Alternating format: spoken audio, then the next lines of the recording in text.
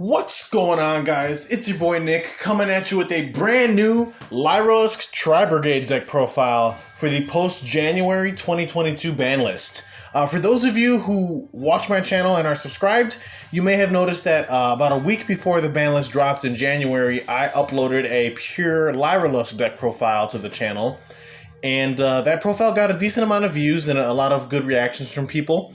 And it was a fun deck to play. But then Konami decided to drop the ban hammer on Lyrilusc specifically and pretty much slaughtered that deck in its pure form. So as a result, I ended up pinning a comment on that video, letting people know that I was aware that the ban list dropped and it directly impacted that list that I uploaded, and I would be working on an update to it. Well, this is that update. Sorry for the wait, but when I like to test decks, I'm pretty thorough with my deck testing, and any profile that I bring you guys, I want to make sure that it's tried and true. It's been through the ringer, through different matchups. I'm not here posting deck profiles of decks that I'm not familiar with or decks that I just don't care to play. Any profile that I bring to this channel, I put my heart and soul into it, and I hope that that shows throughout all of my videos. With that being said, though, like I said, the ban list definitely hit Lyrilusc extremely hard, and as a result, I feel that the deck in its pure form isn't as viable competitively as it used to be. Don't get me wrong, it's still playable, but the ceiling is severely hindered, and it's no longer as resilient to hand traps as it once was. So with that being said, I was forced to make a decision on how I wanted to play the deck moving forward. I will say that this particular list I'm about to showcase is aimed at the more competitive side of things.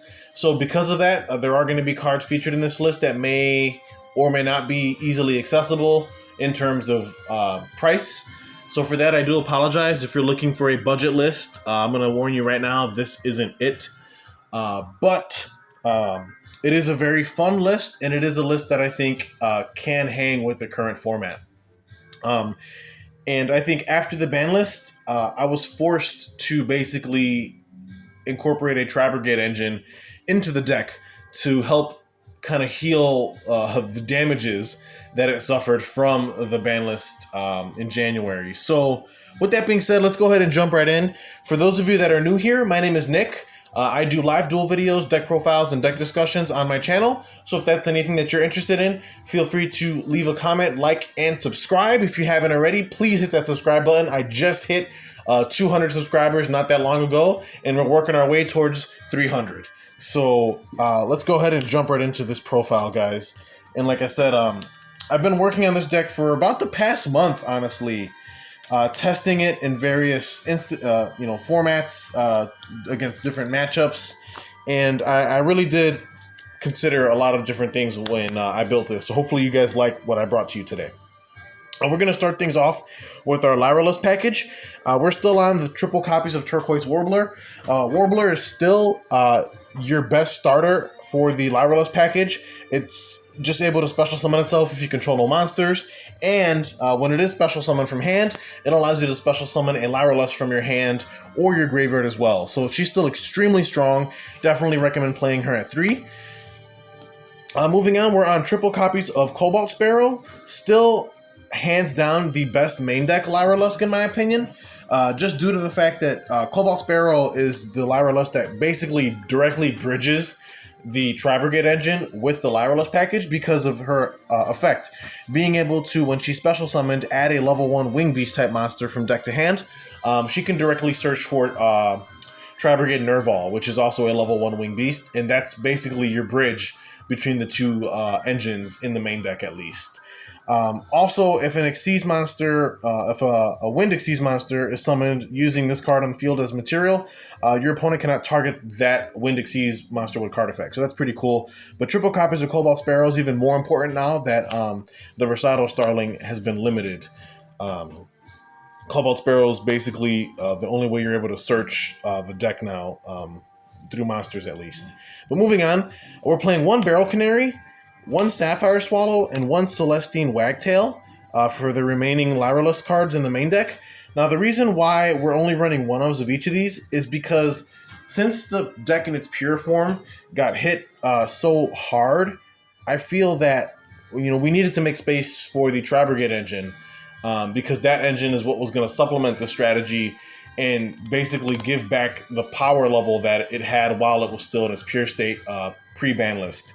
But because we're adding the Tri Brigade engine to the main deck, we needed to cut down on some of the, I don't want to say situational Lyrilusc cards, but I would say that these are the ones that you really don't want to see that often, and you just want to search mid-combo. Especially cards like Celestine, Wagtail, and Sapphire Swallow.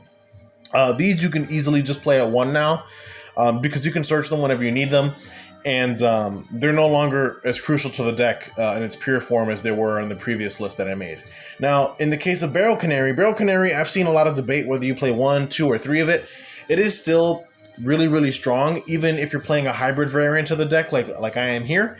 However, Beryl Canary directly conflicts with some of your Tri Brigade plays, specifically Bearbrumm, the Link 2, because I believe when you use her effect, it locks you into Tri Brigade monsters for the remaining turn, and that basically shuts off the Beryl Canary line. So because of that, I opted to play just 1 copy of Beryl Canary. She's still really awesome, but by playing multiple Beryl Canary, you basically are forced to choose between using the Beryl's effect or going down your Tri Brigade line. And I feel that the Tri Brigade line post-ban list is just way better than the Beryl line was, especially since we're no longer playing Utopic Future Draco in the extra deck. But we'll get into that later. So just 1 copy of each of these Lyrilusc cards is all you really need. You basically search them whenever, and that's pretty much it for the Lyrilusc package. So now we're going to get into the Tri Brigade lineup. We're playing triple copies of Fraktall. Fraktall is just awesome. When you want to see this card as often as possible, you want to open with it, you want to have it mid-game, late game, it just does everything you need it to do. Being able to discard itself or send itself from field to also mill a Tri Brigade from your deck to grave is just free real estate. It just loads your graveyard with bodies and names. That way you can use your Tri Brigade effects to banish those cards to make link summons, or special summons, excuse me. But triple copies of Fraktall for the Tri Brigade engine. Then we're moving into triple copies of Tri Brigade Nervall. Nervall is, again, one of the bridges here between the Tri Brigade line and the Lyrilusc line, because Nervall is a wind level 1 wing beast. There's a lot of synergy there.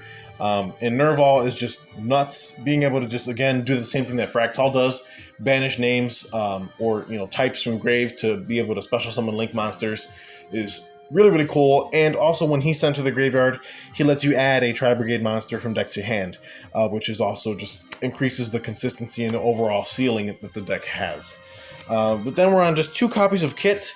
Kitt's really good to send off of like a Fraktall effect. And then when she's dumped, she allows you to then send another Tri Brigade. So again, it's just designed to facilitate loading up your graveyard with the different monster types, so you have more material to banish to summon bigger links. And then for the last main deck Tri Brigade we're on is just 1 copy of Kerass. I feel like Kerass, you're fine with just 1 of it. I've seen some lists play 2. I feel like Kerass is just fine at 1. You search it when you need it, and outside of that, it doesn't need to be used for anything else. So just the 1 Kerass as your extender. Then moving on, we're still on the 1 copy of Kinka-byo in this deck, just because it's also a level 1, but it is a beast. So it is a card that can be banished off any of your Tri Brigades to perform a special summon of a link, which I think is cool. Not to mention it's a 1 card rank 1 exceeds, because if you normal summon the Kinka-byo, you can special summon any level 1 monster from your grave, and then immediately that's just 2 level 1s on field to go into like Assembled Nightingale and possibly go into like a Zeus line off of that, which is pretty cool. So 1 Kinka-byo is great in the deck. Then we're on the 1 copy of DD Crow. Again, we can search this. DD Crow, I think, is not terrible this format. I know Eldritch is obviously seeing a lot of play, and it's always nice to be able to banish their Eldritch from grave. Then you have cards like Destroyer Phoenix Enforcer, which are just really, really annoying for the for us to deal with. So you can DD Crow that. Against the Striker matchup, you want to banish their Engage as fast as possible out of their graveyard so they can't just keep reusing it over again. So DD Crow does have some viability this format, I feel. And playing it at 1 is more than enough, especially since we can search it through our combo. But moving on to the last 2 monsters we play in the main deck, we are actually on the Destroyer Phoenix Enforcer package in this particular list. Since we no longer have a Utopic Draco feature in the extra deck, there was a lot of free space to play other things. And again, like I said, this particular list is more aimed to be as competitive as possible. And I feel that the Destroyer Phoenix Enforcer is just a card that we can't ignore. It just adds another layer of power to this deck that previously didn't have. And since the Recital Starling is now limited, our access into another free +1 that we could then consolidate into the F-Zero line isn't there. Because if we wanted to make F-Zero still, we can, but we no longer have the multiple recitals to use towards that. We would have to use a recital and then either use a Ensemblue Robin to go into F-Zero, which then means that we no longer have Ensemblue Robin to use as her own, monster later in the game. Or instead of using Ensemblue, we'd have to use the assembled Nightingale to facilitate the F-Zero line, which means that we wouldn't have the Nightingale later in the game to facilitate Zeus. And I felt that those 2 particular cards were better than F-Zero himself. So as a result, I decided to cut the F-Zero from the extra deck. And since we had a free extra deck space, I decided to throw in the DP Destroyer Phoenix Enforcer package. So just 1 Celestial, 1 Dasher obviously is all you need. And that's it for the main deck monsters. Now we're going to jump into the spells. Of course, we are on triple copies of Lyrilusc Birdcall. This card's just insane. It searches a Lyrilusc from deck to hand or sends one from deck to grave. And then you can special summon a Lyrilusc with a different name than the added or sent card from your hand, this card is just incredible. I cannot believe that Lyrilusc got something this strong. So you play 3 of that, obviously. Then new to the deck is actually triple copies of Jack in the Hand. This is a card that I've been testing online, and it's worked out extremely well. This is basically like our 2nd, 3rd, and 4th copy of Recital Starling. Since, again, Recital Starling did get limited on the ban list, we can no longer go Recital into another Recital and get double or even triple searches if you're playing 3 Recital Starlings in the deck. So Jack in the Hand kind of really helps out the consistency of the deck. And since all of our level 1s are just insane, we can, almost mind game the opponent. And it's very difficult for them to know which card we really want. So they grab one, we grab what we want, put one back in deck, and usually whatever we grab is enough to get our engine going. So Jack in the Hand, I think, in this deck is really, really fun.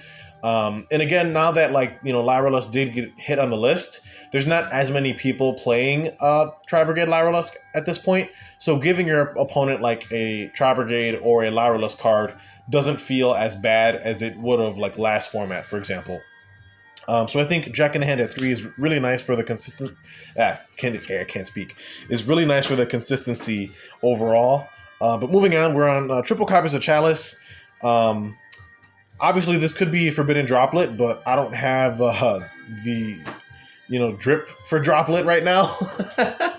Droplet is extremely expensive, and despite getting a reprint, it almost feels like the card didn't get reprinted because literally it's still floating around $100 or to $110 a copy, which is just silly.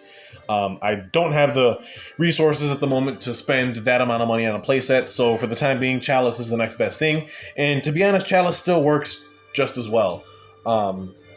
Being able to just bait out negates or just turn things off that are annoying, so you can go ahead and go through your combos is always nice. So triple copies of Chalice, of course. But moving on to some of our powerful one-ofs, we're on the 1 copy of Tenki. That way we can search our Tri Brigade Fraktall from deck to hand and get our Tri Brigade play started early. So Tenki is always nice to have. It's a shame that it's limited. We're on the 1 Foolish Beryl. Again, we could dump stuff like Nervall to grave to get a search. This just jumpstarts our whole Tri Brigade engine. Being able to dump any cards we want. It can also set up some nice Tri Brigade plays through the Turquoise Warbler, given that if she's special summoned, we can also special summon a Lyrilusc from hand or grave as well, which is pretty cool. Then, of course, we are on the 1 copy of 1 for 1, because this just gives us access into either our Lyrilusc package or a Tri Brigade package through Nervall, since he is a level 1 himself. So 1-for-1, again, is just an insane one-of power card. We are on the 1 copy of Instant Fusion still in the main deck. This is something that I've seen a lot of players not run in any form of Lyrilusc lately. Maybe it's just me, or maybe people just have forgotten, but there is a Lyrilusc Fusion monster that is level 1 that's kind of insane. I obviously am still choosing to play it in my extra deck, but I've noticed a lot of different versions of this deck, whether they're playing pure or not, are not running that card for some reason. And I think that that's a little foolish, given that if you have Instant Fusion just becomes another free extender for you. But it's better because it's actually an in-archetype extender with the card you summon off of it. So Instant Fusion in this deck is still being ran. I think it's great, but let me know what you guys think in the comments below, of course. Then we're on the 1 copy of Call by the Grave, just to make sure that our plays can go through. We don't want to deal with hand traps or anything that might stop us. We're main decking 1 copy of Harpie's Feather Duster, again, because back row seems to be pretty prevalent this format as opposed to last. We have decks like Eldritch running Rampant now that skill drains at 3, so we need ways to out it, and Duster's just that overall, one-punch catch-all against back row matchups. We're on the 1 Fusion Destiny in the main. Obviously, I know the card is semi-limited currently, so you can play 2. However, 1 is all we need. I feel like playing 2 copies is just a bit bricky because once you get the DPE engine on field, the second copy of Fusion Destiny just becomes a dead draw, effectively, and I wasn't happy with that. We are playing Predaplant Verte in the extra deck, and we can just go Verte to search the dump the Fusion Destiny anyway from our deck, so we never ever want to see this card in our hand. That's why we're playing just the 1 of. And then for the last 2 cards in the main deck, to round things off, is 2 copies of Tri Brigade Revolt. I've seen a lot of debate as to the quantity of this that people should be playing. Some lists are playing 1, some lists are playing 2, some lists are even playing 3. To be honest, there really is no right or wrong. It's more or less just preference. I think playing 2 copies of Revolt is perfect because you have just enough where you see it, but you're not clogging yourself on it. Or drawing like multiple copies in your hand, because obviously that would be bad. You mainly want to search this from deck to hand through your Tri Brigade line with your links. You seldom want to necessarily hard open this, but if you do hard open it, it's great. But what I mean is you don't want to open multiple, because then that's just like a brick or a dead draw. So just 2 Revolt. And that wraps up the main deck. The main deck is at 40 cards, crisp and clean 40. As everyone likes to see it. But now let's jump into the extra deck. We are on the 1 copy of Lyrilusc Independent Nightingale. This is the card that I summon off of my Instant Fusion, and it's a card that I've seen a lot of people who've done profiles on Lyrilusc, whether they're playing Pure or Tri Brigade or whatever. A lot of people aren't running this, and to be honest, I don't understand why. This card, obviously if you summon it off Instant Fusion, it's just a free extender. It's an in-archetype extender on top of that. And when it's summoned, you can burn your opponent for 500 damage, which is pretty silly. And she's also unaffected by other cards' effects, which means that like they can't Veiler Imperm, they can't Ice Dragon's Prison this, Eldritch can't activate Conch to try and out it. So it's just a really good extender off of the Instant Fusion line. Now, obviously, I know Instant Fusion is limited, but if you draw it, you have access to this, and this card is just really nuts. So I'm choosing to play it in my extra deck, and I've been seeing a lot of success with it through testing. So definitely would recommend taking a look at that card. Of course, we're on the 1 copy of Destroyer Phoenix Enforcer. The reason why we decided to play this card is because we can actually make Verte relatively easily using our Tri Brigades on field as link material. And it's also just a way for us to play through hand traps. Like if our plays get snuffed or stopped in any way, we can always just take any 2 effect monsters, make the Verte, and then go Verte into DPE, obviously. Which at least will put a formidable threat on board as opposed to just like passing turn on a suboptimal field. So that's why we're playing the Destroyer Phoenix Enforcer in this particular list. Again, this list is aimed at being as competitive as possible, and I think DPE is just a really great card this format to be running, especially in a deck like this. So 1 DPE. But now moving into some of the Xyz monsters, we are on the very, very sad and lonely 1 copy of Recital Starling. It sucks that this card is now limited, but it is what it is. We have the 1. At least we have that. It could have been banned, but thank God it's not. So the one Recital Starling, again, this card is still really insane and really, really powerful. Just being able to detach material to then add a level 1 Winged Beastmaster from deck to hand is nuts. Again, Tri Brigade Nervall does fit that description, which is why Tri Brigade and Lyrilusc mesh so well together, because we have multiple ways through Lyrilusc to search for the Nervall, which is really, really awesome. So the one Recital Starling, one Ensemblue Robin. This card is really strong, especially when we're going first. Just being able to stack a bunch of materials under it, and then anytime the opponent special summons, we can detach to bounce those cards back to their hand. Ensemblue Robin is not once per turn, so as long as we can establish a lot of materials under her, we basically have, anywhere from 2 to 3 to even 4 bounces in a single turn off of this card alone, which is really, really strong. But moving on, we are on the one Assembled Nightingale. Assembled Nightingale is basically our Zeus line facilitator, being able to attack directly. She can also enable OTKs as well, because if we can load her up with enough material, she can attack that many times per battle phase, up to the number of material she has, which is just silly. So Assembled Nightingale is really, really strong for those like turn 3 or 4 follow-ups, when things are getting down to the wire and you really need to push for damage or threaten a Zeus against the opponent. This card is just overall really, really strong. So one copy of Assembled Nightingale. Then we're on the one Downerd Magician again to facilitate our Zeus line. And then, of course, the G himself, Divine Arsenal AA Zeus Sky Thunder. This card is still insane. I can't believe it hasn't been limited yet. I'm sure that day will come where it is going to be, see its time on the list. But for the time being, it's not on the list. So we're definitely going to utilize it while we have the chance. That is it for the Xyz Masters. Now we're going to move into the links. We're on the one copy of Predaplant Verte Anaconda, again to facilitate our DPE line.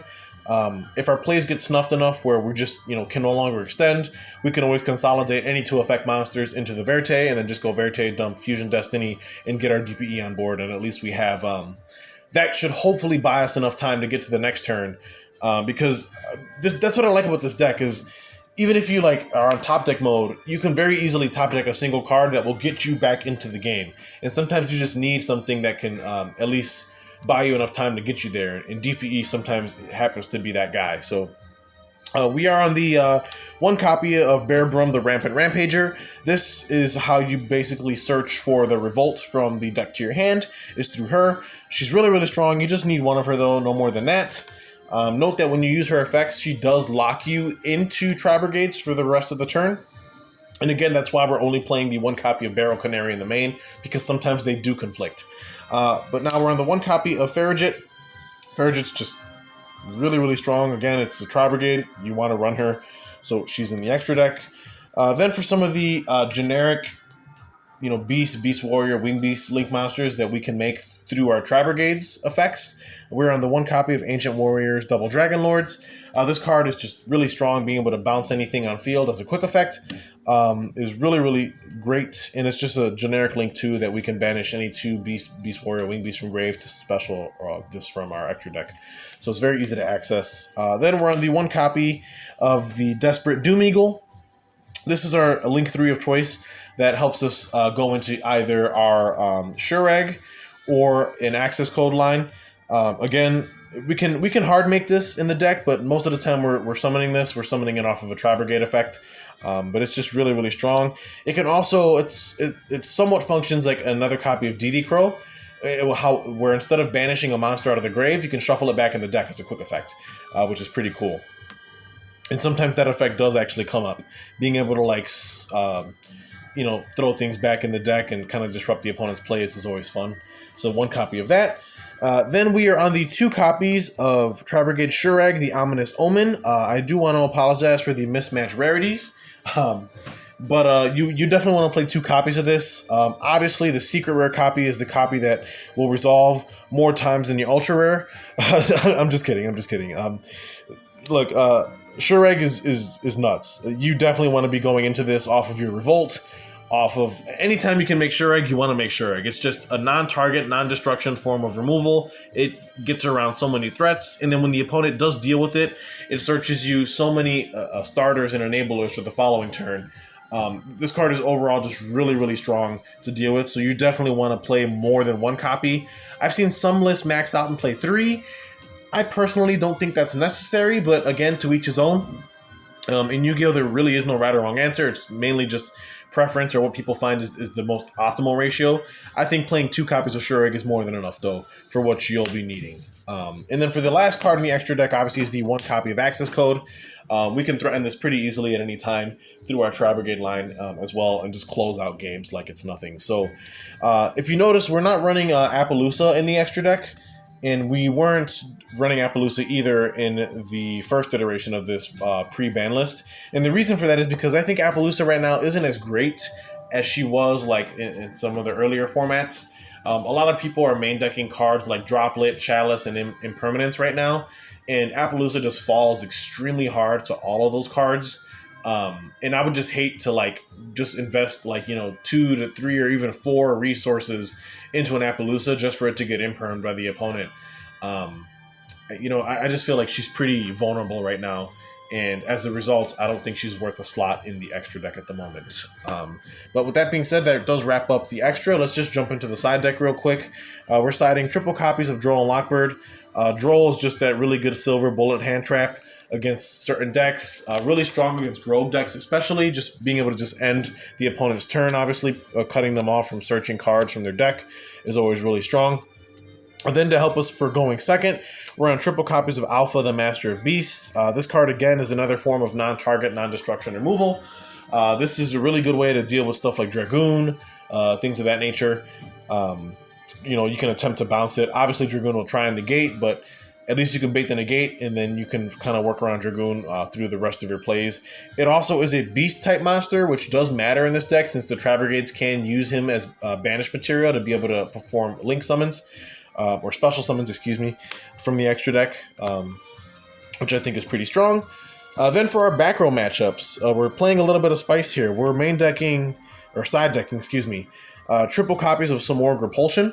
For those of you who don't know what this card is, basically you discard a Wing Beast monster to then return all cards in your opponent's spell and trap zone back to the hand.